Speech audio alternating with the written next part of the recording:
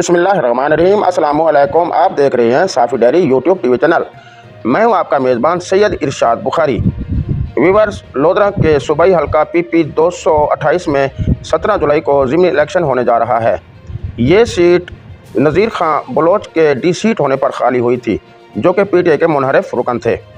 इस हल्का में नज़ीर खां बलोच इस वक्त नून लीग के टिकट पर इलेक्शन में हिस्सा ले रहे हैं और शाहनवाज भुट्टा साहब PP के टिकट पर और कैप्टन इज़्ज़त जवेद साहब PTI के टिकट पर इलेक्शन में हिस्सा ले रहे हैं। जबकि इनके मुकाबले में एक मजबूत उम्मीदवार पीर रफ़ीउद्दीन शाह साहब हैं, जो कि नून लीग के टिकट पर कबल अज़ी इस हल्का के MPA रह चुके हैं। नज़ीर खां बलोच, जिसे 1122 का खिताब भी लोग देते हैं कि उनकी खिदमत काफ़ी लायक तहसीन है, उनके वालिद भी इस हल्का के MPA कई बार रह चुके हैं। उनका नाम अहमद खां बलोच है। तो नज़ीर खां बलोच की खिदमत भी लायक तहसीन है। उन्होंने भी हल्का के आवाम के लिए काफ़ी काम किए हैं और वो थाना कचहरी की सियासत भी खूब कर लेते हैं।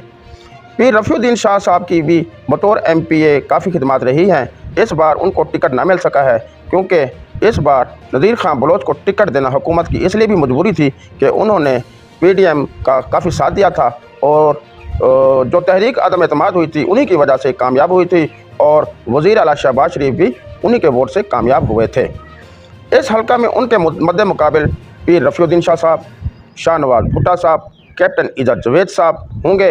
इन चारों में कांटेदार मुकाबले का इम्कान है। इनकी खिदमत को भी काफ़ी सराहा जा रहा है और काफ़ी लोग नज़ीर खां बलोच के हक़ में वोट देने को तैयार हैं और काफ़ी का ख्याल है कि कैप्टन इज़्ज़त जवेद साहब की माली खिदमत लायक तहसीन है और मलिक शाहनवाज भुट्टा, जो कि PP के टिकट पर इलेक्शन में हिस्सा ले रहे हैं, उनके बारे में कहा जा रहा है कि वो ख़वातीन की माली मावनत करने में अहम किरदार रखते हैं। और पीर रफ़ीउद्दीन शाह साहब के मुतालिक कहा जा रहा है कि उन्होंने हल्का में काफ़ी तरक्याती काम कराए थे और काफ़ी गरीब लोगों को मुलाजमतें भी दिलाई थी। तो अब ये देखना है कि इनमें कामयाब कौन होता है। इन चारों में कांटेदार मुकाबले का इम्कान है, मगर कामयाब कौन होगा ये कहना कबल अज़ वक्त है, क्योंकि जब इलेक्शन होंगे 17 जुलाई को तो तब पता चलेगा कि कौन कामयाब होता है। 17 जुलाई की शाम या रात को जो भी उम्मीदवार कामयाब होगा उसका ऐलान हो जाएगा।